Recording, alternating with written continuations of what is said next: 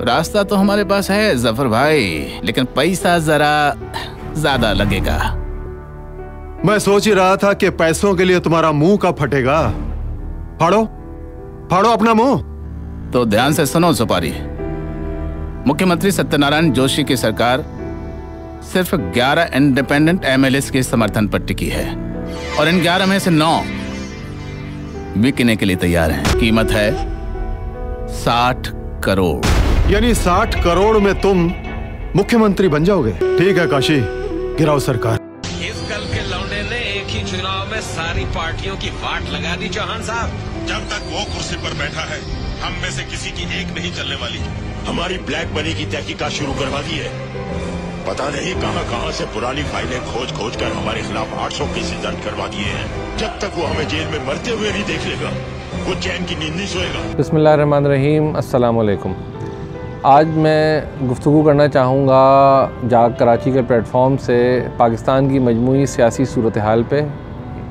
एक तरफ वो लोग हैं जो अब से कुछ अर्सा पहले एक दूसरे के खून के प्यासे थे, एक दूसरे की इज़्ज़तें उछाल रहे थे। कोई कुछ कर रहा था, कोई कुछ कह रहा था कि तुमसे सुलह नहीं हो सकती। एक ने बड़े बुलंदोबांग दावे कर रहा था कि मैं फ़लाँ तुम्हें लाहौर की और इस्लामाबाद और कराची की सड़कों पे पेट फाड़ दूंगा और मैं तुम्हें घसीटूंगा। अगर हमने इंतखाबात के बाद इस जरदारी को लाड़काना कराची, पेशावर और लाहौर की सड़कों पे ना घसीटा तो मेरा नाम शहबाज शरीफ नहीं। लेकिन इस वक्त अपने मजमूई मफाद की खातिर सब एक साइड बैठ गए और एक बड़े आलिम दीन उन सब की हिमायत करते हुए उन सबको इकट्ठा जोड़ के रखे हुए हैं। आलिम दीन का पैगाम तो यूँ होता है कि वो अल्लाह का पैगाम, अल्लाह के रसूल का पैगाम आम आदमी तक पहुँचाए, लेकिन यहाँ पे मामला कुछ यूँ है कि वो आलिम दीन यहाँ का पैगाम लंदन और लंदन का पैगाम सिंध और सिंध का पैगाम लाहौर को पहुँचा रहे हैं। अब आ जाते हैं हक़ और नाहक़ पे। पाकिस्तान के मौजूदा वज़ीर आज़म, जो इस बात में कोई मुझे कहने पे शुबा नहीं कि सिर्फ़ और सिर्फ अगर वज़ीर आज़म हैं तो इस कराची शहर की वजह से हैं। अभी इस बात पे भी हम नहीं आएंगे कि कराची शहर को उन्होंने अपने इस 3.5 साल 4 साल दौर हुकूमत में क्या दिया और क्या नहीं दिया, लेकिन इस बात का इदराक यहाँ बहुत ज़्यादा ज़रूरी है कि कराची वाले अगर इमरान खान साहब आपको एतमाद का वोट 2018 में ना देते तो आज आप वज़ीर आज़म की सीट पर बरजमान ना होते। पूरी की पूरी हिमायत चाहे वो पीटीआई के वोट बैंक में हो या मुत्तहिदा कौमी मूवमेंट ने दी हो, है तो आपके पास।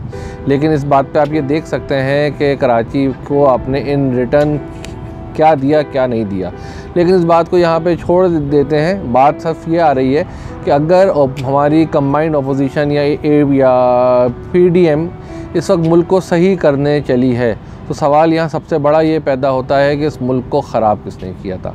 इस कल के लौंडे ने एक ही चुनाव में सारी पार्टियों की वाट लगा दी चौहान साहब।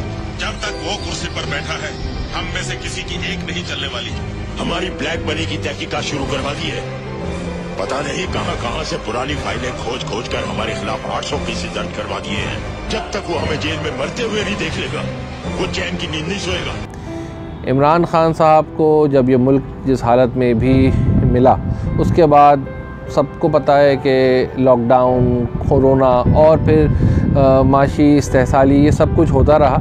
लेकिन अब हम ये समझ रहे थे और समझते हैं कि पाकिस्तान एक सही सिमत में गामज़न हो चुका है। मैं सिर्फ इस मैसेज के थ्रू, इस वीलॉग के थ्रू ये कहना चाहूँगा पाकिस्तान के अवाम को बिलुमूम और ख़ुसूसी तौर पे इस कराची शहर की अवाम को कि अगर आपको लगता है कि इमरान खान साहब हक़ पे हैं और ये हक़ पे हो या ना हो, लेकिन इस बात को मैं बड़े बुलंदोबांग अंदाज से बबांगे दहल कह रहा हूँ कि पाकिस्तान पीपल्स पार्टी की जो गवर्नमेंट है मौजूदा, जो इस्तेहसाल आपका हमारा इस कराची शहर का हो रहा है, उससे फिर भी बेहतर होगा। लेकिन इमरान खान साहब, आखिरी में फिर यही कहूँगा कि आपके पहले वादे ही रहे, कोई वादा आपने वफा नहीं किया।